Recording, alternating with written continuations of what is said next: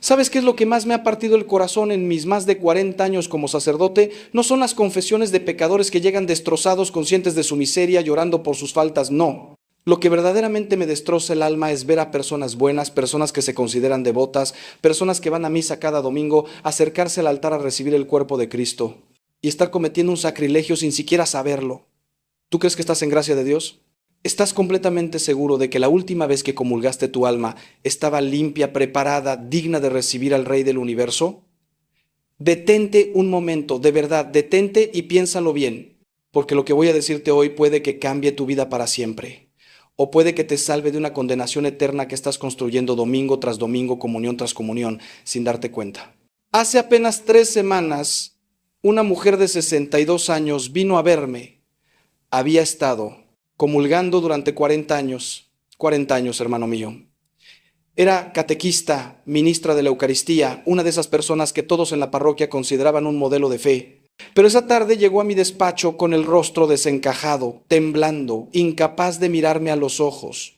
Y cuando finalmente pudo hablar, sus palabras me helaron la sangre.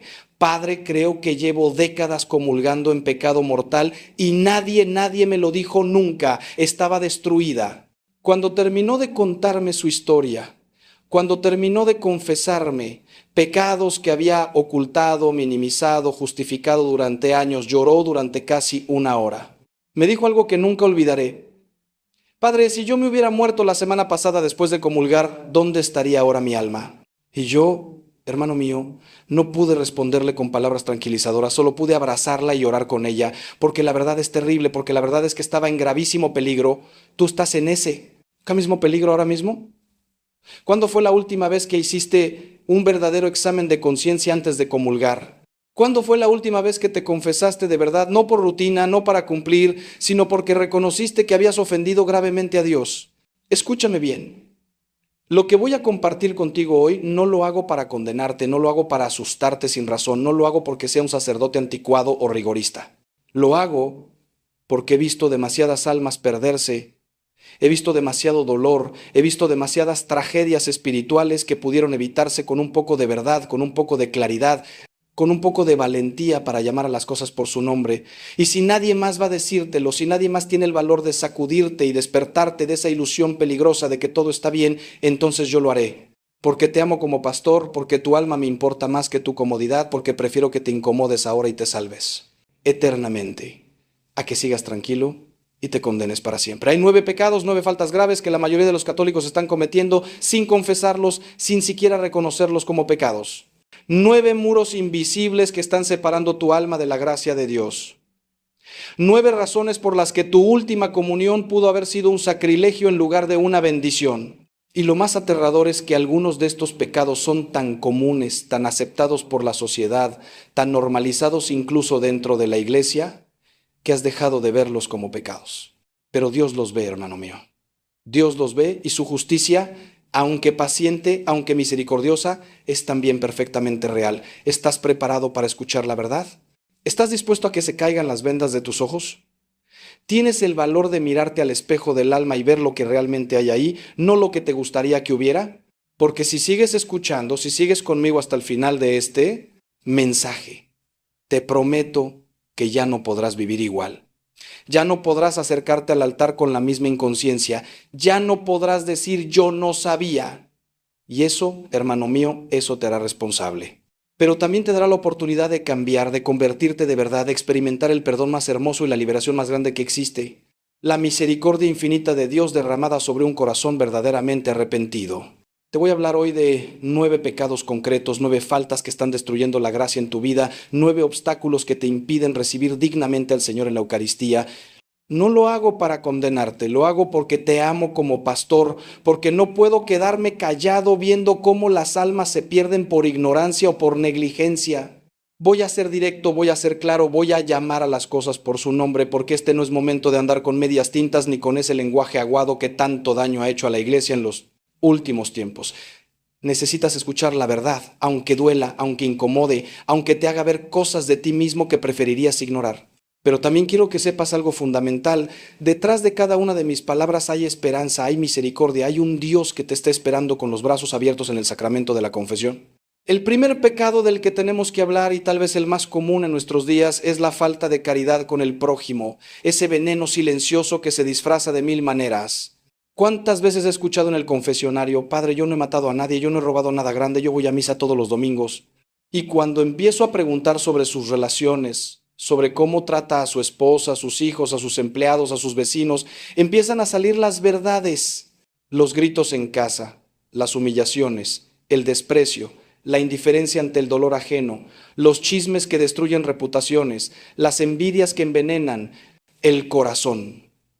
Hermano, hermana, la caridad no es un sentimiento bonito, es el mandamiento supremo, es aquello por lo que seremos juzgados al final de nuestros días. Jesús no nos dijo: por esto conocerán que son mis discípulos, por cuánto rezan o cuántas misas asisten, sino por el amor que se tengan los unos a los otros. Y déjame decirte algo que tal vez nunca habías considerado: cada vez que hieres a tu prójimo con palabras, con desprecio, con indiferencia, estás hiriendo a Cristo mismo. ¿Recuerdas las palabras del Señor en el juicio final? Lo que hicieron con uno de estos hermanos míos más pequeños, conmigo lo hicieron. No puedes acercarte a comulgar el domingo después de haber pasado toda la semana criticando, murmurando, destruyendo la fama de otros con tus comentarios venenosos. No puedes pretender recibir el cuerpo de Cristo cuando has roto la comunión con tus hermanos, cuando te niegas a perdonar, cuando guardas rencores, cuando alimentas odios. He visto matrimonios destruidos no por grandes traiciones, sino por pequeñas crueldades diarias, por palabras hirientes, por desprecios constantes. He visto familias rotas porque nadie quiso dar el primer paso hacia la reconciliación, porque cada uno se aferró a su orgullo, a su razón, a su herida. La falta de caridad se manifiesta también en la indiferencia ante el sufrimiento ajeno. Vivimos en una sociedad donde cada uno va a lo suyo, donde cerramos los ojos ante el dolor de nuestro hermano, donde justificamos nuestra comodidad mientras otros sufren. Esa persona que ves pidiendo en la calle y a quien ignoras con desprecio, ese familiar enfermo al que no visitas porque te resulta incómodo, ese empleado al que explotas pagándole menos de lo justo, ese hijo al que no dedicas tiempo porque estás demasiado ocupado con tus cosas. Todo eso, hermano mío, todo eso es falta de caridad y es pecado grave cuando se hace con plena conciencia y deliberado consentimiento. No me vengas a decir que amas a Dios si no amas a tu hermano. San Juan es clarísimo: si alguno dice amo a Dios y aborrece a su hermano, es un mentiroso. No lo digo yo, lo dice la palabra de Dios. Pero aquí está la maravilla de la misericordia divina. Todo esto puede ser perdonado. Ese es el poder del sacramento de la confesión. Ese es el milagro que Dios obra cada vez que un alma se arrepiente de verdad. He visto transformaciones increíbles. He visto cómo personas que llevaban años en la frialdad, en la indiferencia, en el odio, de pronto abren su corazón y dejan que la gracia de Dios entre y lo cambie todo. Pero para eso hace falta humildad, hace falta reconocer: he fallado, he sido cruel, he sido indiferente, he herido a mi prójimo. Y después de reconocerlo ante Dios en la confesión, hay que hacer algo más, hay que reparar. Si has herido a alguien, pide perdón. Si has robado la fama de alguien con tus chismes, restáurala. Si has sido indiferente ante el dolor ajeno, empieza a practicar las obras de misericordia. La verdadera conversión no termina en el confesionario, empieza ahí y se prolonga en tu vida diaria. El segundo pecado que debemos examinar con profundidad es el de la impureza, ese tema del que nadie quiere hablar, pero que está destruyendo incontables almas en nuestro tiempo. Vivimos en una cultura absolutamente pornificada, donde la sexualidad ha sido reducida a mero placer, donde se ha perdido completamente el sentido sagrado del cuerpo y de la intimidad. Y no me vengan con eso de que son cosas del pasado, de que la iglesia está anticuada, de que estos temas ya no son pecado porque la sociedad ha cambiado. La verdad de Dios no cambia con las modas, hermano mío, y el pecado sigue siendo pecado aunque todo el mundo lo aplauda. He visto los estragos de la pornografía. He escuchado el dolor de matrimonios destruidos por la infidelidad. He visto jóvenes completamente esclavizados por el vicio de la masturbación, incapaces de tener relaciones sanas, atrapados en una adicción que los consume. La impureza no es solo el acto sexual fuera del matrimonio, aunque eso sea pecado grave. Es también la pornografía que consumes en secreto pensando que nadie te ve, pero Dios te ve. Es la masturbación que justificas diciéndote que es algo natural, pero que te está alejando de la gracia. Son esos pensamientos lujuriosos que alimentas voluntariamente. esas fantasías a las que das vueltas en tu mente, ese deseo desordenado que consientes y cultivas. Son esas miradas impuras, esa forma de ver a las personas como objetos de deseo y no como hijos de Dios con dignidad infinita. Y déjame ser muy claro en esto. Si estás en alguna de estas situaciones y no te has confesado, no puedes comulgar. No puedes recibir el cuerpo purísimo de Cristo cuando tu propio cuerpo, templo del Espíritu Santo, ha sido profanado por el pecado. He tenido confesiones de hombres casados que llevan años engañando a sus esposas, que mantienen relaciones adúlteras, que tienen dobles vidas. He escuchado a jóvenes que me confiesan que están viviendo en unión libre, en fornicación, sin ninguna intención de casarse, pero que vienen a misa y comulgan como si nada. He tenido que decirles con todo el dolor de mi corazón, pero con toda la claridad: hermano, mientras sigas en esa situación no puedes comulgar. No es que Dios no te ame, es que tú has elegido vivir en contradicción con su ley y esa contradicción te impide recibir la gracia sacramental. Es como querer encender una luz en medio de un vendaval. El viento apaga la llama, tu pecado apaga la gracia. Y lo más terrible es que muchos se molestan cuando les digo esto, como si yo fuera el cruel, como si yo estuviera inventando las reglas. Yo no invento nada, yo solo transmito lo que Cristo enseñó y lo que la Iglesia ha guardado fielmente durante 2000 años. Pero también he visto liberaciones maravillosas. He visto hombres que llevaban 20 años esclavizados por la pornografía y que después de una buena confesión, después de un verdadero arrepentimiento, han encontrado la libertad. He visto jóvenes que decidieron vivir en castidad, que cortaron con relaciones pecaminosas y que descubrieron una alegría y una paz que nunca habían conocido. He visto matrimonios al borde del divorcio por infidelidad que, gracias al sacramento de la confesión y a un genuino propósito de enmienda, se han reconciliado y han vuelto a construir sobre bases sólidas. Todo es posible para Dios, hermano mío. No hay pecado tan grande que no pueda ser perdonado, no hay esclavitud tan fuerte que la gracia de Dios no pueda romper. Pero hace falta tu colaboración. Hace falta que reconozcas el pecado, que lo llames por su nombre, que te arrepientas de verdad y que estés dispuesto a cambiar tu vida. Y esto me lleva a algo fundamental que muchos olvidan: el propósito de enmienda. No basta con decir: Padre, me he masturbado 20 veces esta semana y quedarse tan tranquilo. Sí, vienes a confesarte, pero no tienes ninguna intención de luchar contra ese pecado. Si piensas seguir haciendo exactamente lo mismo, entonces no hay verdadero arrepentimiento. El arrepentimiento no es un sentimiento, es una decisión. Es decir, con la gracia de Dios voy a hacer todo lo que esté en mi mano para no volver a caer en este pecado. Eso no significa que no vayas a caer nunca más. Somos débiles, somos humanos. Pero significa que vas a luchar, que vas a poner los medios, que vas a huir de las ocasiones de pecado. Si el problema es la pornografía, vas a poner filtros en tu ordenador, vas a evitar quedarte solo navegando por internet a altas horas de la noche. Si el problema es una relación adúltera, vas a terminar esa relación, por muy doloroso que sea. Si estás viviendo en unión libre, vas a casarte o vas a separarte. Suena duro, lo sé, pero el camino de la santidad es estrecho y Cristo nunca nos prometió que sería fácil. El tercer pecado que tenemos que abordar es el del robo y la injusticia en lo económico, algo que muchos minimizan pero que es extremadamente grave ante los ojos de Dios. No estoy hablando solo del ladrón que entra a una casa a robar. Estoy hablando de todas esas formas sutiles de deshonestidad que practicamos en nuestra vida diaria. El empresario que no paga un salario justo a sus empleados, que los explota aprovechándose de su necesidad, está robando. El trabajador que cobra su sueldo completo pero no cumple con su horario, que hace mal su trabajo, que engaña a su jefe, está robando. El que evade impuestos, el que cobra servicios públicos sin pagarlos, el que se queda con el cambio de más cuando el cajero se equivoca, el que encuentra algo y no lo devuelve a su dueño. Todo eso es robo, hermano mío.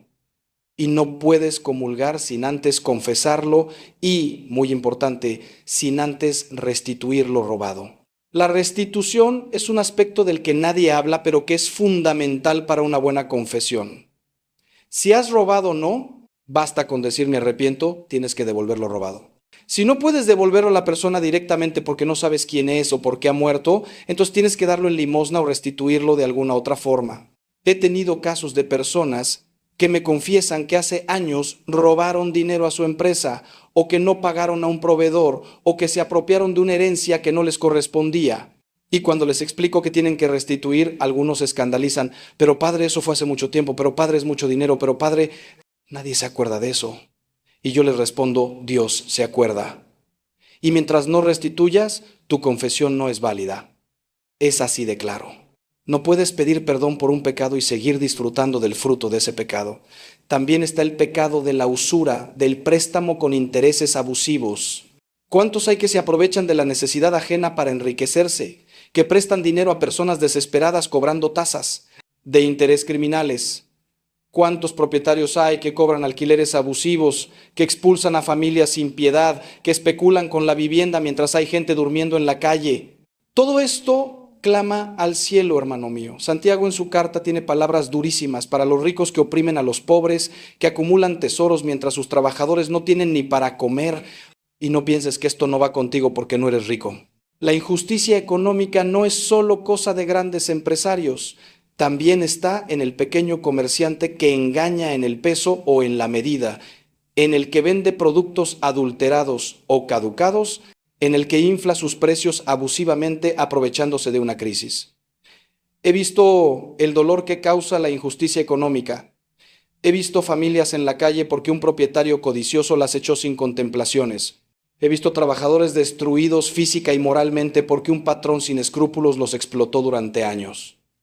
He visto ancianos estafados por supuestos amigos que se aprovecharon de su confianza. He visto la desesperación en los ojos de padres que no pueden alimentar a sus hijos porque alguien no les pagó lo que les debía. Y déjame decirte algo. Si tú eres responsable de ese sufrimiento, si tú eres quien causa esa injusticia, Dios te va a pedir cuentas. Y no hay comunión que valga mientras no hagas justicia. No me vengas con que eres muy devoto, con que rezas mucho, con que vas a misa todos los días. Si estás cometiendo injusticia con tu prójimo, toda tu religiosidad es mentira. Pero como siempre digo, la misericordia de Dios es infinita. He visto conversiones hermosas de empresarios que después de confesarse decidieron cambiar completamente su forma de hacer negocios. He visto patrones que empezaron a tratar a sus empleados con dignidad y justicia. He visto personas que restituyeron deudas de hace años, que pidieron perdón y repararon el daño causado. Y déjame decirte que esa paz que da la justicia, esa tranquilidad de conciencia que viene de hacer las cosas bien, no tiene precio. No hay cantidad de dinero que valga la paz del alma. Puedes ser millonario y estar en el infierno interior del remordimiento, o puedes ser pobre pero dormir tranquilo porque sabes que has sido honesto. El dinero mal habido no trae felicidad, solo trae inquietud, miedo y al final condenación si no hay arrepentimiento. Ahora llegamos al cuarto pecado. Uno que está destrozando a nuestra sociedad actual de manera dramática: la calumnia y la murmuración. Hermanos míos, ¿cuánto daño hacemos con nuestra lengua? ¿Cuántas reputaciones destruimos? ¿Cuántas vidas arruinamos con nuestros comentarios maliciosos? Santiago dice que la lengua es un fuego, un mundo de maldad que contamina todo el cuerpo. Y es verdad, he visto más familias rotas por la lengua viperina que por cualquier otra cosa. He visto matrimonios destruidos por chismes. He visto amistades de años rotas por una palabra maliciosa. He visto comunidades enteras divididas por murmuraciones. Y sin embargo, este pecado se practica con una ligereza espantosa, como si no fuera grave, como si fuera solo conversar, como si no pasara nada por comentar sobre la vida ajena. La calumnia es atribuir a alguien faltas o defectos que no tiene, es mentir sobre otra persona para dañar su reputación. La murmuración es revelar los defectos o pecados reales de alguien sin necesidad, sin caridad, con la intención de hacer quedar mal a esa persona. Ambas son pecados graves contra la justicia y la caridad. Y déjame decirte algo. Cuando calumnias o murmuras, no solo pecas, sino que causas un daño a veces irreparable. Porque la fama, una vez perdida, es muy difícil de recuperar. Puedes destruir en 5 minutos de conversación maliciosa lo que una persona ha construido durante años de esfuerzo y honestidad, y eso, hermano mío, tiene que ser confesado. Y no solo confesado, sino que tienes que reparar el daño. Si has dicho mentiras sobre alguien, tienes que desmentirlas. Si has revelado secretos que no debías revelar, tienes que hacer todo lo posible por restaurar la fama de esa persona. Piensa en cuántas veces has participado en conversaciones donde se criticaba a alguien que no estaba presente para defenderse. Piensa en cuántas veces has escuchado rumores y los has repetido sin verificar si eran ciertos. Piensa en cuántas veces has exagerado los defectos de alguien o has omitido sus virtudes para que otros se formaran una mala opinión de esa persona. Piensa en las redes sociales, ese campo minado donde todos nos permitimos juzgar, criticar, difamar al que piensa diferente. ¿Cuántos comentarios hirientes, cuántas palabras llenas de odio y desprecio escribimos escudándonos en el anonimato o en la distancia? Y luego vamos tan tranquilos a comulgar el domingo como si nada hubiera pasado. Pero hermano, hermana, Dios todo lo ve. No hay comentario en Facebook o Twitter que Él no vea. No hay. Conversación de pasillo, no hay murmuración telefónica que escape a su conocimiento. He escuchado confesiones terribles de personas que destruyeron matrimonios con sus chismes, que sembraron cizaña entre hermanos por envidia, que arruinaron negocios o vocaciones con sus calumnias. Y he visto el dolor en sus ojos cuando finalmente comprendieron el mal que habían hecho, porque a veces pasan años antes de que la persona tome conciencia de la gravedad de su pecado. Vive tranquila pensando que solo estaba comentando, que solo estaba preocupada por la situación del otro, pero un día, tal vez cuando ella misma sea víctima de la murmuración, entiende el dolor que causa, entiende la injusticia, entiende que ha pecado gravemente, y entonces viene a confesarse, a veces décadas después, cargando con una culpa que ya ha causado estragos en muchas vidas. Pero una vez más, la misericordia de Dios es más grande que nuestro pecado. He visto transformaciones maravillosas de personas que eran auténticas máquinas de chismorrear y que después de una buena confesión se convirtieron en constructoras de paz y unidad. He visto cómo el sacramento puede cambiar una lengua venenosa en una lengua que bendice. He visto personas que pidieron perdón públicamente por las calumnias que habían proferido, que tuvieron la humildad de rectificar, de restaurar la fama que habían dañado. Y eso, hermano mío, eso es verdadera valentía, eso es verdadero arrepentimiento. No te quedes con la culpa guardada, no sigas destruyendo vidas con tu lengua. Confiésate, arrepiéntete de verdad y proponte firmemente que de tus labios saldrán en adelante solo palabras que construyan, que animen, que bendigan. Permíteme hacerte una pregunta que puede cambiar tu vida. ¿Cuándo fue la última vez que te detuviste a pensar en el daño que has causado con tus palabras? ¿Cuándo fue la última vez que pediste perdón no solo a Dios, sino a la persona que heriste? ¿Estás dispuesto ahora mismo a hacer lo que haga falta para reparar el mal que has hecho? Porque sin esa disposición, hermano mío, tu confesión no tiene valor. No puedes seguir destrozando vidas y pretender que todo está bien porque vas a misa los domingos. El quinto pecado del que tenemos que hablar es el orgullo. Ese pecado que es la raíz de todos los demás. Ese pecado que nos hace creernos el centro del universo, que nos hace pensar que no necesitamos a Dios ni a nadie. El orgullo es el pecado de Lucifer, es el pecado que transformó al ángel más hermoso en el demonio más horrible. Y es también el pecado más sutil porque puede disfrazarse de virtud, puede esconderse detrás de la religiosidad, puede presentarse como autoestima o como seguridad en uno mismo. ¿Cuántas veces he visto personas orgullosas venir a confesarse, pero no con verdadera humildad, sino para cumplir un precepto, para sentirse bien consigo mismas, para poder decir, yo soy un buen católico porque me confieso regularmente? Pero en el fondo no hay verdadera contrición. No hay verdadero reconocimiento de la propia miseria, no hay verdadera apertura a la gracia de Dios. El orgulloso es el que no puede pedir perdón, el que siempre tiene que tener razón, el que no soporta ser corregido, el que se ofende cuando le señalan sus defectos. Es el que desprecia a los demás, el que se cree superior por su educación, por su posición social, por sus conocimientos o por sus virtudes. Es el que se compara constantemente con los otros para sentirse mejor. El que necesita destacar, ser admirado, recibir reconocimiento. Es el que no puede trabajar en equipo porque siempre tiene que ser él quien manda, quien decide, quien lleva la gloria. Y este orgullo, hermano mío, es como un cáncer espiritual que va carcomiendo el alma, que va destruyendo las relaciones, que va alejando a la persona de Dios y de los demás. He visto el orgullo destruir matrimonios donde ninguno de los dos quería dar su brazo a torcer, donde ambos preferían la separación antes que humillarse y pedir perdón. He visto el orgullo destruir comunidades eclesiales donde algunos se creían santos y miraban con desprecio a los pecadores, olvidando que todos somos pecadores y que solo la gracia nos sostiene. He visto el orgullo en sacerdotes que se creían superiores a sus feligreses, que trataban a la gente con altivez, que buscaban honores y reconocimientos en lugar de buscar servir con humildad.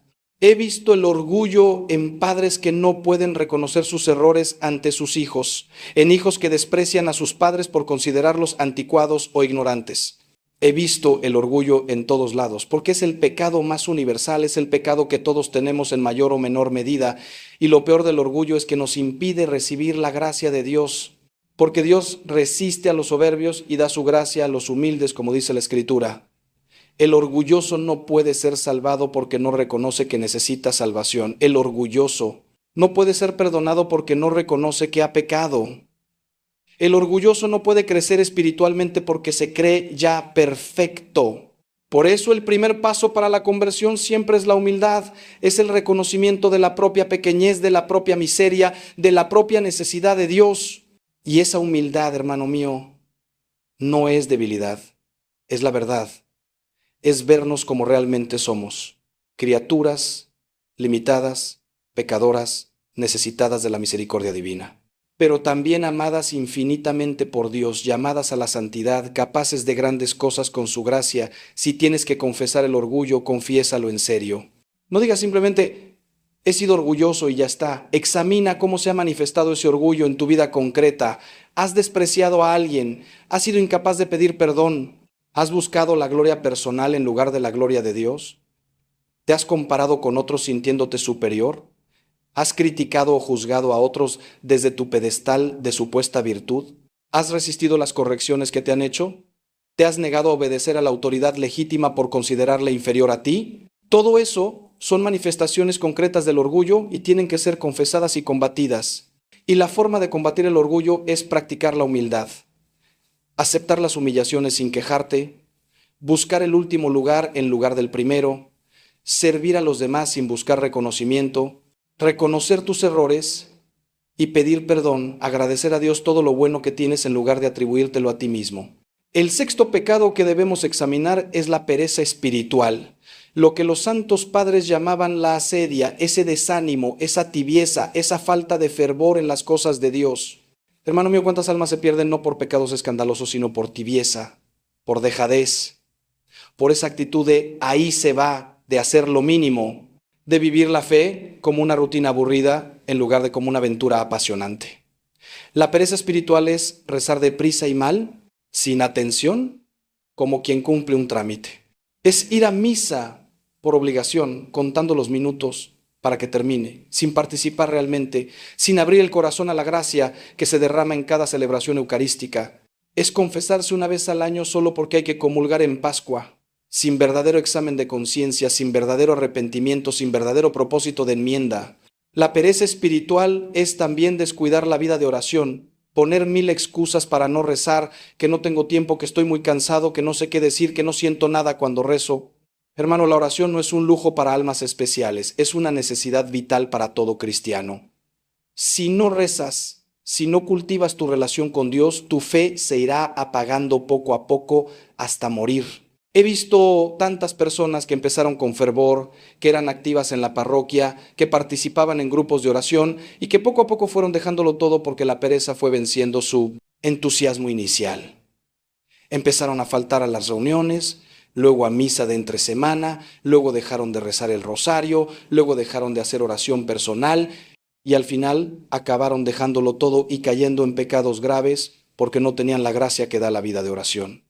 La pereza espiritual se manifiesta también en la falta de formación. ¿Cuántos católicos hay que no conocen su fe, que no han leído nunca el Evangelio completo, que no saben qué enseña realmente la Iglesia, que viven de tópicos y medias verdades? Y cuando les sugieres que lean algo, que asistan a una charla, que se formen, te dicen que no tienen tiempo, que eso es para curas y monjas, que con lo que aprendieron de pequeños ya tienen suficiente. Y luego se escandalizan cuando sus hijos dejan la fe, cuando sus nietos no son bautizados, cuando la familia se va desintegrando espiritualmente. Pero hermano, si tú no cuidas tu fe, si tú no la alimentas, si tú no la conoces y la vives con convicción, ¿cómo pretendes transmitirla a las siguientes generaciones? También está la pereza en la práctica de las obras de misericordia. Saber que hay necesitados y no hacer nada por ayudarlos. Saber que la iglesia necesita de nuestro servicio y no ofrecernos. Tener talentos y carismas que Dios nos ha dado y enterrarlos como el siervo malo de la parábola. ¿Cuántos hay que podrían ser catequistas, que podrían ayudar a los pobres, que podrían visitar a los enfermos, que podrían evangelizar, pero no lo hacen porque les da pereza, porque prefieren su comodidad, porque no quieren complicarse la vida? Y se van a condenar por eso, hermano mío. Porque en el juicio final el Señor no solo nos va a preguntar por lo malo que hicimos, sino también por lo bueno que dejamos de hacer. La pereza espiritual es una forma de desprecio hacia Dios. Es decirle, no me interesas lo suficiente tengo cosas mejores que hacer. Es elegir el sofá antes que la adoración. Es elegir la televisión antes que la Biblia. Es elegir el sueño antes que la misa. Y el Señor tiene palabras muy duras para los tibios. Ojalá fueras frío o caliente, pero como eres tibio te vomitaré de mi boca. Suena fuerte, ¿verdad? Pero es palabra de Dios. El Señor prefiere al pecador declarado que al tibio, porque el pecador al menos sabe que necesita conversión, pero el tibio se cree que está bien, que ya hace suficiente, que no necesita cambiar nada. Y esa ceguera espiritual es más peligrosa que cualquier pecado evidente. Por eso, hermano mío, examina tu vida de oración, examina tu participación en la misa, examina tu formación, examina tu servicio. Y si descubres tibieza, si descubres pereza espiritual, confiésala y pide al Señor que encienda en tu corazón el fuego del Espíritu Santo. Llegamos ahora al séptimo pecado, uno que es especialmente grave y que muchos católicos cometen sin darse cuenta: el sacrilegio eucarístico.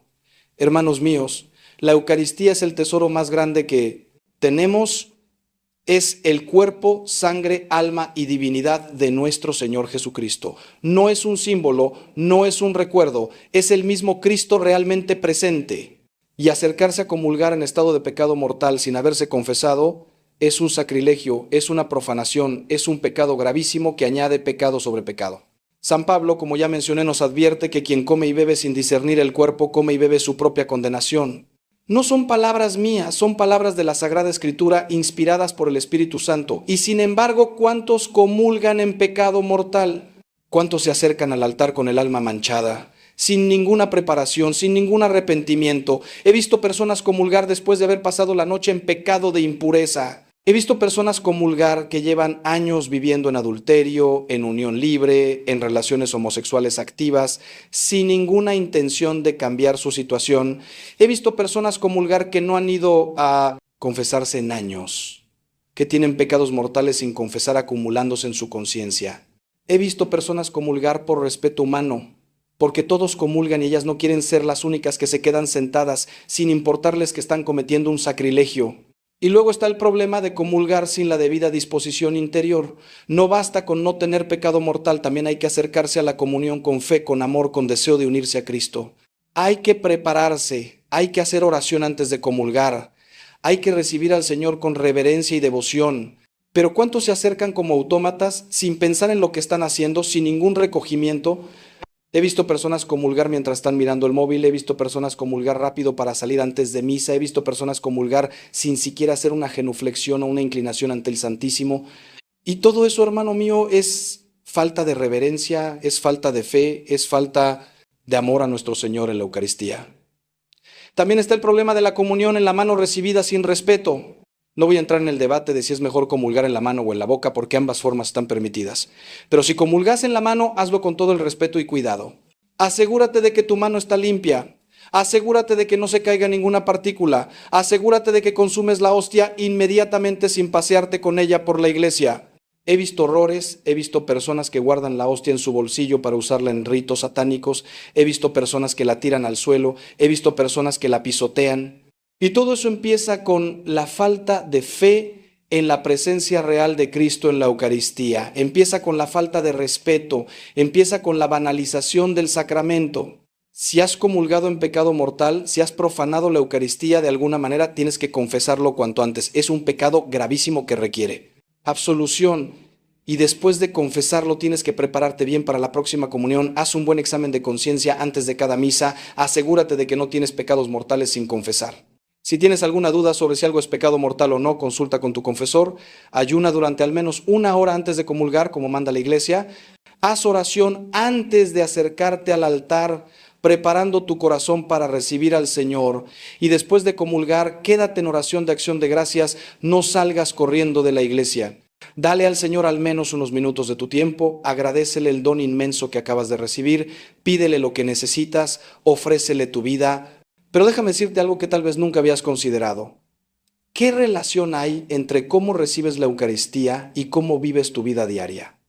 ¿Qué testimonio das después de comulgar? Porque no tiene sentido recibir a Cristo en la Eucaristía y luego vivir como si Él no existiera. Algunos piensan que la comunión es mágica, que automáticamente te hace santo sin que tú pongas nada de tu parte. Pero no es así, hermano mío.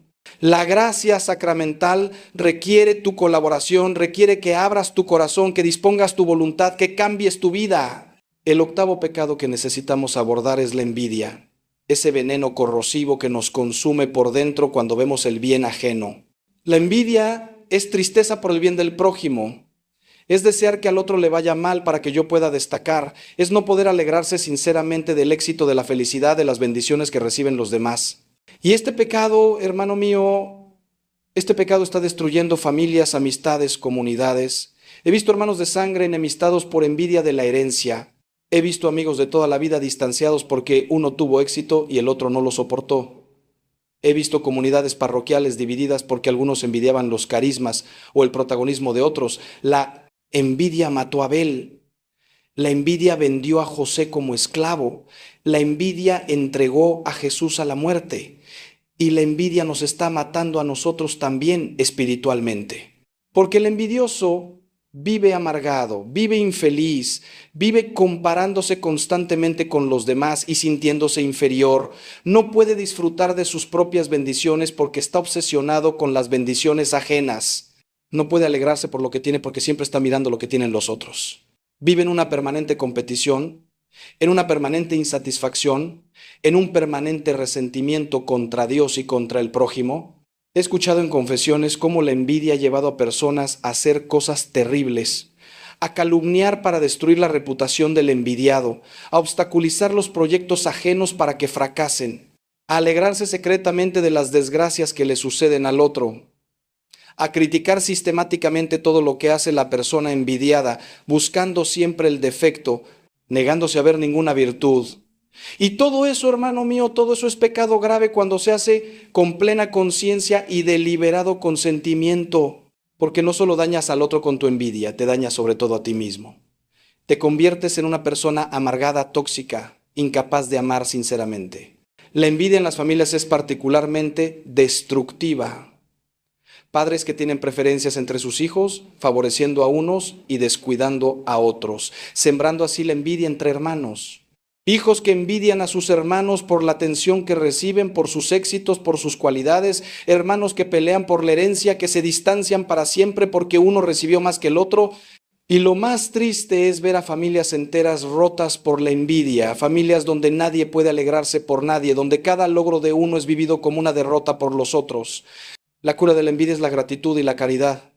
Gratitud por todo lo que Dios te ha dado a ti, por tus propios dones, por tus propias bendiciones. Dejar de compararte con los demás y empezar a agradecer lo que tienes. Y caridad, alegrarte sinceramente por el bien ajeno, reconocer que las bendiciones que recibe tu hermano no te quitan nada a ti, que Dios tiene bendiciones para todos, que no hay competición en el reino de Dios. San Pablo nos dice que el amor no tiene envidia, que se alegra con la verdad, que todo lo soporta. Si tienes que confesar la envidia, hazlo. Reconoce ante Dios y ante ti mismo ese sentimiento feo que te está carcomiendo y después proponte cultivar la gratitud y la alegría por el bien ajeno. El noveno y último pecado del que quiero hablarte hoy es la falta de fe, la duda voluntaria, el escepticismo que se cultiva, esa tibieza que te hace vivir como si Dios no existiera. Hermano mío, la fe es un don de Dios, pero también es una decisión. Puedes tener dudas, puedes tener crisis de fe, eso es normal en el camino espiritual. Pero una cosa es tener dudas y luchar contra ellas, buscar respuestas, rezar pidiendo aumento de fe. Y otra cosa muy distinta es instalarse cómodamente en la duda, alimentarla, usarla como excusa para no comprometerse con Dios. He visto tantas personas que dicen que tienen dudas de fe, pero cuando les ofreces ayuda, cuando les ofreces formación, cuando les ofreces acompañamiento espiritual, resulta que no están interesados. Su duda es en realidad una excusa para vivir como les da la gana sin el incordio de la conciencia. La falta de fe se manifiesta en vivir como si Dios no existiera, en tomar decisiones importantes sin consultarle, sin rezar, sin buscar su voluntad, en acumular riquezas como si esta vida fuera todo lo que hay, sin pensar en la vida eterna, en buscar la felicidad solo en las cosas materiales, en el placer, en el éxito mundano, sin buscar a Dios. En no confiar en la providencia divina, en vivir angustiado, ansioso, como si todo dependiera solo de ti y no hubiera un Padre Dios que cuida de ti, en no rezar, porque total, ¿para qué si Dios ya sabe lo que necesito? O peor aún, porque en el fondo no crees que la oración sirva para algo. He visto la falta de fe en padres que no bautizan a sus hijos porque ya elegirán cuando sean mayores, como si la fe fuera una opción más entre tantas y no la verdad que da sentido a la existencia.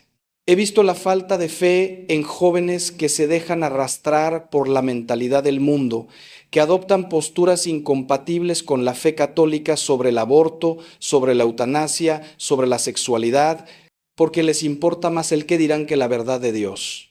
He visto la falta de fe en católicos que viven una esquizofrenia espiritual. Van a misa el domingo, pero el resto de la semana actúan exactamente igual que los que no creen en nada. La falta de fe también se manifiesta en el miedo, en la desesperación, en la falta de esperanza. El que tiene fe sabe que Dios tiene el control, que nada sucede sin su permiso, que incluso en medio del sufrimiento más terrible, Dios puede sacar un bien. El que tiene fe no se desespera en las dificultades, no pierde la paz en las pruebas, no se hunde en la tristeza cuando las cosas no salen como esperaba. Pero el que no tiene fe o tiene poca fe, se viene abajo a la primera contrariedad, se llena de amargura ante el sufrimiento, pierde toda esperanza cuando las cosas se ponen difíciles. Si tu fe está débil, si está en crisis y prácticamente no existe, tienes que confesarlo. Tienes que reconocer ante Dios: Señor, creo, pero ayuda a mi falta de fe, como aquel padre del Evangelio que llevó a su hijo endemoniado a Jesús. Y después de confesarlo, tienes que poner los medios para aumentar tu fe. Lee la palabra de Dios, especialmente los Evangelios. Fórmate, estudia tu fe, conoce lo que crees y por qué lo crees. Rodéate de personas de fe, porque la fe se contagia. Participa en grupos de oración, en retiros espirituales, en experiencias que fortalezcan tu vida espiritual y, sobre todo, reza. Reza todos los días, aunque no sientas nada, aunque te parezca que no sirve para nada. La oración es el oxígeno del alma y sin oración tu fe se va a asfixiar y morir. Hermanos míos, hemos recorrido juntos estos 9 pecados que debes confesar antes de recibir la Santa Comunión. La falta de caridad con el prójimo, la impureza, el robo y la injusticia económica, la calumnia y la murmuración, el orgullo, la pereza espiritual, el sacrilegio eucarístico, la envidia y la falta de fe. No son los únicos pecados que existen, por supuesto, pero son 9 áreas fundamentales que muchos descuidan, que muchos minimizan, que muchos ni siquiera examinan cuando se preparan para confesarse. Y quiero que entiendas algo muy importante: no te he hablado de todo esto para condenarte, no lo he hecho para que te sientas mal, no lo he hecho para hundirte en la culpa. Te he hablado con toda claridad porque te amo, porque quiero tu salvación, porque no puedo quedarme callado, viendo cómo las almas van al infierno por ignorancia o por negligencia. Cada uno de estos pecados tiene solución, cada uno puede ser perdonado en el sacramento de la confesión. No importa cuán grave sea tu situación, no importa cuánto tiempo lleves en el pecado, no importa cuántas veces hayas caído. La misericordia de Dios es infinita, su paciencia es sin límites, su amor es incondicional, pero necesita tu colaboración. Necesita que reconozcas tu pecado, que lo llames por su nombre, que te arrepientas de verdad, que estés dispuesto a cambiar tu vida. El sacramento de la confesión no es un trámite burocrático, no es un lavado automático del alma. Es un encuentro personal con Cristo resucitado que te dice: tus pecados te son perdonados, vete en paz y no peques más. He sido testigo de milagros en el confesionario. He visto a Dios transformar corazones de piedra en corazones de carne. He visto a personas encadenadas por el pecado durante décadas encontrar la libertad. He visto matrimonios al borde del abismo reconciliarse y empezar de nuevo. He visto adictos liberarse. He visto amargados encontrar la paz. He visto desesperados recuperar la esperanza. Y todo gracias al poder del sacramento, gracias a la gracia de Dios actuando en un corazón humilde y arrepentido. Por eso te digo hoy con toda la fuerza de mi alma: ve a confesarte. No dejes pasar más tiempo. No sigas acumulando pecados. No sigas profanando la Eucaristía comulgando en pecado mortal. Tu alma está en juego, tu salvación está en juego, tu felicidad está en juego. Y cuando vayas a confesarte, hazlo bien. Dedica tiempo a prepararte, a examinar tu conciencia con honestidad. No te confieses deprisa. No omitas pecados por vergüenza. No minimices la gravedad de tus faltas. Busca un buen confesor, un sacerdote que te ayude, que te oriente, que te dé buenos consejos. Y después de confesarte, cumple la penitencia que te den, por pequeña que sea, porque es la forma de empezar a reparar el daño causado por tu pecado. Y sobre todo, proponte firmemente evitar el pecado en adelante. No basta con confesarse y seguir haciendo exactamente lo mismo. La conversión es un cambio de vida, es una transformación, es nacer de nuevo. Sé que puede dar miedo, sé que puede dar vergüenza confesar ciertos pecados. He escuchado de todo en el confesionario, créeme, y nada me escandaliza ya. El sacerdote no está ahí para juzgarte, está ahí para representar a Cristo que te perdona. Todo lo que se dice en confesión queda bajo secreto sacramental absoluto. El sacerdote no puede revelar nada de lo que escucha, bajo pena de excomunión. Así que no tengas miedo, no tengas vergüenza. Ven con confianza a recibir la misericordia de Dios. Ven a experimentar el abrazo del Padre que te recibe como al Hijo pródigo. Ven a escuchar esas palabras maravillosas. Yo te absuelvo de todos tus pecados en el nombre del Padre, del Hijo y del Espíritu Santo. Y ahora, hermano mío, quiero profundizar en algo que tal vez no quedó suficientemente claro, porque es fundamental que comprendas no solo qué pecados debes confesar, sino por qué es tan importante hacerlo. ¿Qué está realmente en juego cuando decides acercarte o no al sacramento de la reconciliación antes de comulgar? Verás, durante mis más de 40 años de ministerio sacerdotal he visto cómo se ha ido perdiendo progresivamente el sentido del pecado en nuestra sociedad y tristemente también dentro de la iglesia. Vivimos en una época donde todo se relativiza, donde cada uno se convierte en juez de su propia conciencia sin referencia objetiva a la ley de Dios, donde se ha sustituido la verdad por la opinión personal. Y esto, hermano mío, esto está causando estragos espirituales de proporciones catastróficas. He visto generaciones enteras que han crecido sin una formación moral sólida, que no saben distinguir entre el bien y el mal, que piensan que todo depende de las circunstancias o de los sentimientos del momento. Cuando yo era joven seminarista, la gente se confesaba con frecuencia. Las iglesias tenían confesionarios llenos los sábados por la tarde, y era normal que las personas hicieran un examen de conciencia riguroso antes de acercarse a la comunión. Pero algo cambió, especialmente después de los años 60 y 70 del siglo pasado. Se empezó a predicar un evangelio aguado, un cristianismo sin cruz, una misericordia sin arrepentimiento. Se empezó a decir que Dios perdona todo automáticamente, que no hace falta confesarse porque Dios ya conoce nuestro corazón, que la confesión es solo para casos muy graves, y el resultado ha sido desastroso. Los confesionarios vacíos, las comuniones sacrílegas multiplicándose, las conciencias anestesiadas, las almas perdiéndose por falta de orientación y de gracia sacramental. Y déjame decirte algo con toda claridad. Los sacerdotes que predicamos esto, que hemos facilitado esta degradación con nuestro silencio o con nuestra cobardía pastoral, vamos a tener que dar cuentas muy serias a Dios. Por eso hoy te hablo con esta vehemencia, por eso insisto tanto en la importancia de la confesión antes de la comunión. No es legalismo, no es rigorismo, no es querer complicar las cosas. Es amor, hermano mío, es amor a tu alma inmortal. Es amor a Cristo presente en la Eucaristía. Es amor a la verdad que nos hace libres. Porque verás, cuando comulgas en estado de gracia, después de una buena confesión, algo maravilloso sucede en tu alma. La comunión produce sus frutos, aumenta tu unión con Cristo, te fortalece contra el pecado, te purifica de los pecados veniales, te alimenta espiritualmente para el camino, te hace crecer en caridad. Pero cuando comulgas en pecado mortal, no solo no recibes estos frutos, sino que cometes un nuevo pecado gravísimo, un sacrilegio que añade más oscuridad a tu alma ya oscurecida. Es como pretender encender una luz en medio de un huracán. La luz se apaga inmediatamente. Imagínate que invitas a tu casa a la persona más importante del mundo, digamos al Papa, o a un presidente, o a alguien a quien admiras profundamente. ¿Cómo prepararías tu casa? Seguramente limpiarías todo a fondo, ordenarías cada rincón, pondrías tu mejor vajilla, prepararías la mejor comida, te esmerarías en cada detalle para que esa persona se sintiera bien recibida, honrada, respetada.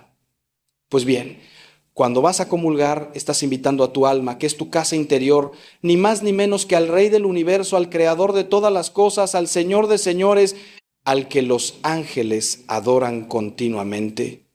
¿No merece Él al menos la misma preparación, el mismo esmero, la misma limpieza que darías a cualquier invitado humano? Pero muchos van a comulgar con el alma sucia, desordenada, llena de pecado, sin ninguna preparación, sin ningún respeto. Y luego se preguntan por qué su vida espiritual es tan pobre, por qué no sienten a Dios, por qué su fe está muerta. Déjame contarte algo que nunca olvidaré. Hace años vino a verme una mujer de unos 50 años, destrozada, llorando inconsolablemente. Llevaba meses con una angustia terrible, con insomnio, con ataques de pánico, había ido a psiquiatras, había tomado medicación, pero nada la aliviaba. Cuando finalmente se decidió a hablar conmigo, me confesó que llevaba 15 años viviendo en adulterio, manteniendo una relación con un hombre casado. Durante todo ese tiempo había seguido yendo a misa, había seguido comulgando cada domingo, sin confesarse nunca, porque según ella, Dios entendía su situación. Su matrimonio era un infierno. Había encontrado el amor verdadero con ese hombre. Pero hacía unos meses algo había empezado a cambiarle por dentro. Una voz interior cada vez más fuerte le decía que lo que estaba haciendo estaba mal, que estaba ofendiendo a Dios, que estaba viviendo una mentira. Y cuanto más intentaba callar esa voz, más fuerte se hacía, hasta convertirse en una angustia insoportable que la estaba literalmente enfermando. Le expliqué con toda caridad, pero también con toda claridad, que esa voz que escuchaba era su conciencia, iluminada por el Espíritu Santo, llamándola a la conversión. Le expliqué que llevaba 15 años comulgando en pecado mortal, cometiendo sacrilegio tras sacrilegio. Le expliqué que su angustia no era una enfermedad mental, sino una crisis espiritual, que su alma estaba gritando pidiendo auxilio, y le ofrecí el remedio. Una buena confesión, terminar esa relación adúltera, volver a su matrimonio o al menos vivir en castidad. Al principio se resistió, lloró, dijo que era imposible, que no podía dejar a ese hombre, que prefería morir, pero después de mucha oración, después de varios encuentros, finalmente se decidió. Se confesó, hizo una confesión general de todos esos años, lloró como no había llorado nunca, experimentó el perdón de Dios de una manera tan profunda, que salió del confesionario transformada. Terminó esa relación, por doloroso que fue. Y te puedo decir que años después la encontré de nuevo y era otra persona, radiante, en paz, feliz. Me dijo: Padre, ahora entiendo que lo que yo llamaba amor era solo egoísmo y pasión. El verdadero amor, el amor de Dios me ha liberado. Esta historia, hermano mío, es solo una de miles que podría contarte. He visto una y otra vez cómo el pecado enferma el alma, cómo la separa de Dios, cómo roba la paz y la alegría. Y he visto una y otra vez cómo el sacramento de la confesión sana, libera, restaura. Por eso insisto tanto, por eso no me canso de predicar sobre este tema, aunque sé que algunos me critican, me llaman anticuado, me acusan de ser demasiado duro, pero prefiero ser criticado por decir la verdad que tener que dar cuentas a Dios por mi silencio cómplice ante la perdición de las almas. Porque verás, el día del juicio no me van a preguntar si fui popular, si caí bien, si dije cosas agradables que no incomodaran a nadie. Me van a preguntar si fui fiel, si prediqué la verdad completa, si ayudé a las almas a salvarse o si las dejé perderse por mi cobardía. Y quiero hablarte ahora de algo que se menciona poco, pero que es igualmente importante: el examen de conciencia. Hermano mío, no puedes hacer una buena confesión sin un buen examen de conciencia previo. Y sin embargo, ¿cuántos se confiesan deprisa, diciendo siempre lo mismo, repitiendo fórmulas vacías sin haber reflexionado realmente sobre su vida? El examen de conciencia no es un ejercicio de tortura psicológica, no es ponerse a buscar pecados donde no los hay para inventar algo que confesar. Es simplemente mirarse a uno mismo con honestidad, a la luz de la palabra de Dios y de los mandamientos, y reconocer dónde hemos fallado, en qué hemos ofendido a Dios, al prójimo y a nosotros mismos. Es preguntarse cómo he vivido mi relación con Dios esta semana, este mes. He rezado, he ido a misa, he blasfemado. ¿He puesto mi confianza en Dios o he vivido como si Él no existiera? Después hay que examinar la relación con el prójimo. ¿Cómo he tratado a mi esposa, a mi esposo, a mis hijos, a mis padres? ¿He sido paciente o he gritado, he insultado, he herido con mis palabras? ¿He criticado? ¿He murmurado? ¿He calumniado? ¿He sido justo en mis tratos comerciales o he engañado, he robado, he explotado? ¿He ayudado al necesitado que se cruzó en mi camino o pasé de largo como el sacerdote y el levita de la parábola del buen samaritano? ¿He perdonado las ofensas que me hicieron o guardo rencor, alimento el deseo de venganza? Y finalmente, hay que examinar la relación con uno mismo. ¿He cuidado mi cuerpo como templo del Espíritu Santo o lo he profanado con impurezas, con excesos en la comida o la bebida? ¿He sido responsable con mi salud o he sido negligente? ¿He cultivado las virtudes o me he dejado llevar por los vicios? Para ayudarte en este examen de conciencia, te recomiendo que uses los 10 mandamientos como guía. Ve uno por uno. Primer mandamiento: amar a Dios sobre todas las cosas. ¿Lo he amado realmente? ¿He puesto algo por encima de Él? ¿El dinero, el trabajo, el placer, mi propia voluntad? He practicado supersticiones, consultado horóscopos, acudido a brujos o adivinos. Segundo mandamiento, no tomar el nombre de Dios en vano. He blasfemado, he usado el nombre de Dios o de la Virgen o de los santos de forma irreverente. He hecho promesas a Dios y no las he cumplido. Tercer mandamiento, santificar las fiestas. He ido a misa todos los domingos y fiestas de guardar. He trabajado innecesariamente en domingo, impidiendo el descanso y la vida familiar. He participado en la misa con atención y devoción o he estado distraído, mirando el reloj, deseando que termine. Cuarto mandamiento, honrar padre y madre. He respetado y ayudado a mis padres, especialmente si son ancianos o están enfermos. He educado bien a mis hijos, dándoles formación religiosa y ejemplo de vida cristiana. ¿He respetado la autoridad legítima o he sido rebelde, desobediente? Quinto mandamiento, no matar. ¿He herido física o moralmente a alguien? ¿He deseado mal a otros? ¿He conducido de forma temeraria poniendo en peligro mi vida o la de otros? ¿He apoyado el aborto, la eutanasia, la pena de muerte? ¿He sido causa de escándalo llevando a otros al pecado? ¿He pensado en el suicidio o he intentado quitarme la vida? Sexto y noveno mandamiento, no cometer actos impuros ni desear la mujer del prójimo.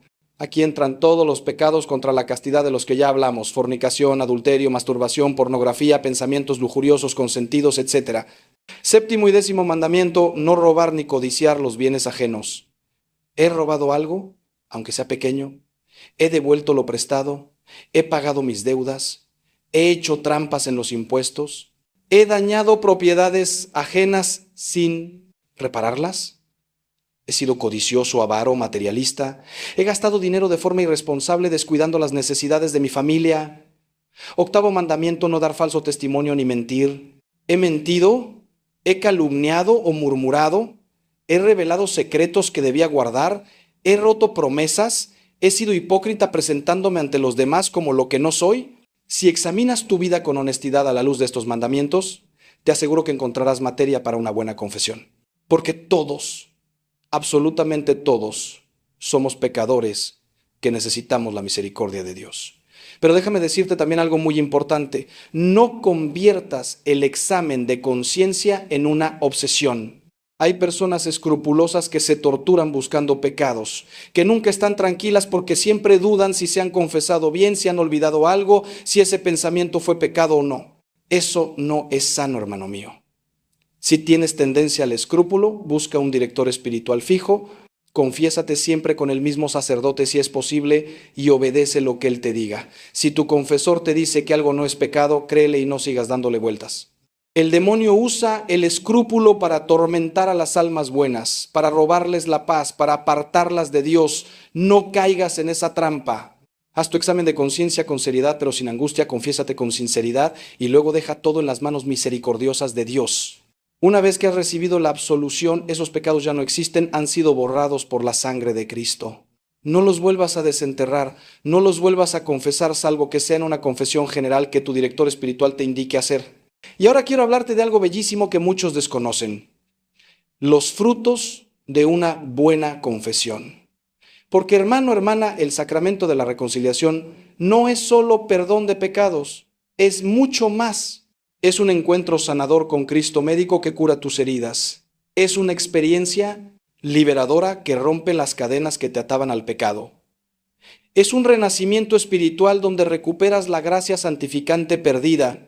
Cuando te confiesas bien, cuando hay verdadero arrepentimiento y propósito de enmienda, suceden cosas maravillosas en tu alma. Primera, se te perdonan todos los pecados confesados con verdadero arrepentimiento.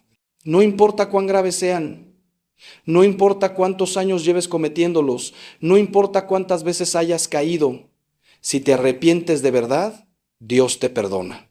Segundo, se te devuelve la gracia santificante si la habías perdido por el pecado mortal. Vuelves a ser hijo de Dios, templo del Espíritu Santo, heredero del cielo. Tercero, recibes gracias especiales para luchar contra ese pecado en particular que has confesado. Por eso es tan importante ser concreto en la confesión, no decir simplemente he pecado, sino especificar qué has hecho, contra qué virtud has pecado, cuántas veces, en qué circunstancias, porque cada pecado requiere una gracia específica para combatirlo y el sacramento te da esa gracia si lo pides con fe. Cuarto, se te perdonan las penas temporales por el pecado al menos parcialmente.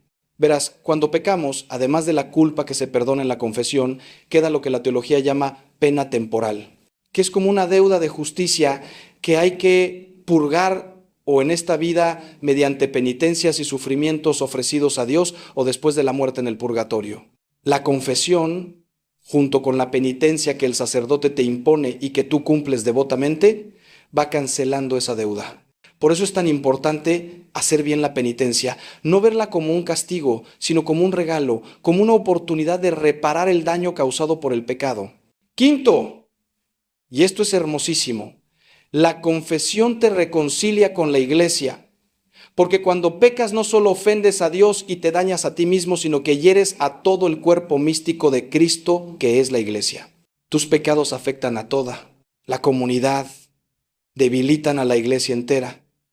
Y tu conversión, tu regreso a la gracia, fortalece a toda la iglesia, es motivo de alegría para todos los santos y ángeles del cielo. Por eso dice el Evangelio que hay más alegría en el cielo por un pecador que se convierte que por 99 justos que no necesitan conversión. Sexto, la confesión te da paz. Una paz profunda, una tranquilidad de conciencia que no se puede comprar con nada.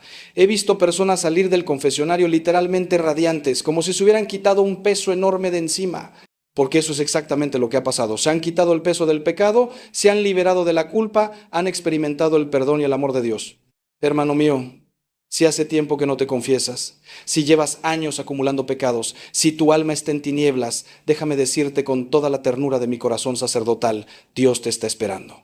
Te está esperando con los brazos abiertos como el padre de la parábola esperaba al hijo pródigo. No importa cuánto te hayas alejado, no importa cuán profundo hayas caído, no importa cuántas veces hayas fallado, Él te sigue amando, te sigue esperando, te sigue llamando. Y el día que decidas volver, el día que te levantes y digas, me levantaré e iré a mi Padre, ese día habrá fiesta en el cielo. Ese día experimentarás el amor misericordioso de Dios de una manera que cambiará tu vida para siempre. No tengas miedo, no te avergüences. Todos somos pecadores, todos necesitamos ese perdón. La diferencia entre los santos y los condenados no es que los primeros no pecaran, es que se levantaban cada vez que caían, que buscaban el perdón, que luchaban con la gracia de Dios por su santificación. Y quiero terminar esta reflexión extensa con una palabra especial para aquellos que están en situaciones irregulares y que por eso no pueden comulgar hasta que regularicen su situación. Pienso en los divorciados vueltos a casar, en los que viven en unión libre, en los que mantienen relaciones homosexuales activas, en los que por cualquier razón objetiva están en estado permanente de pecado grave. Primero quiero que sepan que la iglesia los ama, que Dios los ama infinitamente, que no están excluidos de la comunidad eclesial. Pueden y deben seguir yendo a misa, pueden rezar, pueden participar en la vida de la iglesia de muchas maneras. Lo que no pueden es comulgar mientras persista esa situación objetiva de pecado. Y esto no es crueldad de la iglesia, no es falta de misericordia, es coherencia con la verdad, es respeto a la santidad de la Eucaristía, es amor verdadero que no puede llamar bien al mal ni mal al bien. Sé que esto es difícil de aceptar, sé que duele. He visto el sufrimiento de personas en esta situación, he llorado con ellas, he rezado mucho por ellas. Pero la verdad es que la solución está en sus manos. Regularizar su situación. Si estás divorciado y vuelto a casar, investiga si tu primer matrimonio fue válido, tal vez puedas pedir la nulidad. Si estás en unión libre, cásate por la iglesia. Si estás en una relación adúltera, termínala por doloroso que sea. Si vives en pecado sexual, comprométete a vivir en castidad. Sé que suena imposiblemente duro, sé que estoy pidiendo sacrificios enormes, pero hermano, hermana, está en juego tu salvación eterna. ¿Qué vale más? ¿Unos años de placer o comodidad o la vida eterna con Dios? Jesús fue clarísimo. Si tu ojo te escandaliza, sácatelo. Más te vale entrar tuerto en el reino de los cielos que con los dos ojos ser arrojado al fuego de la gehenna. El lenguaje es duro, pero el mensaje es claro. Hay que estar dispuesto a sacrificar cualquier cosa, por preciosa que sea, si nos aparta de Dios. Y para todos los demás, para los que sí pueden comulgar porque no están en situación irregular permanente, mi llamado es: No comulgues en pecado mortal, prepárate bien, confiésate con frecuencia. La comunión es el alimento más sublime, es el encuentro más íntimo con Cristo que podemos tener en esta vida. No la banalices, no la trates como algo rutinario, no la profanes comulgando indignamente. Cada comunión bien hecha te acerca un paso más al cielo, te transforma un poco más en Cristo, te da fuerzas para vivir como hijo de Dios, pero cada comunión sacrílega te hunde un poco más, endurece tu corazón, apaga la luz de la gracia en tu alma. Por favor, por amor a tu alma, por amor a Cristo, por amor a la Iglesia, no comulgues sin confesarte si tienes conciencia de pecado mortal. Y si tienes dudas sobre si algo es pecado mortal o no, consulta, pregunta, fórmate. No juegues con tu salvación eterna, es demasiado importante. Que Dios te bendiga, que la Virgen María te acompañe y que el Espíritu Santo te ilumine para que tomes las decisiones correctas que te lleven a la santidad y a la vida eterna.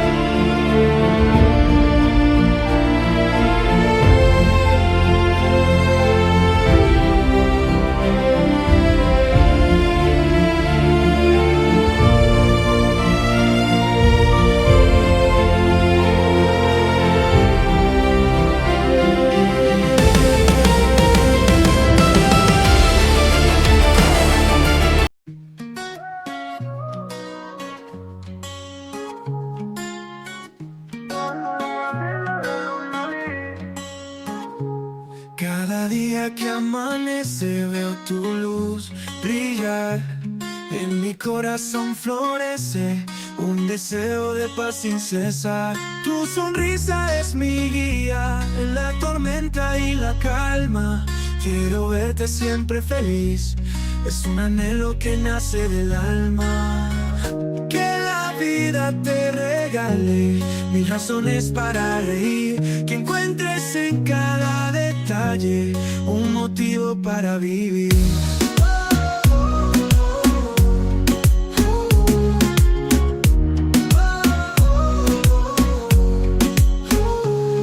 En los días grises y oscuros quiero ser tu rayo de sol, que ilumina todos tus muros y te envuelve en un dulce amor. Cada paso que tú des sea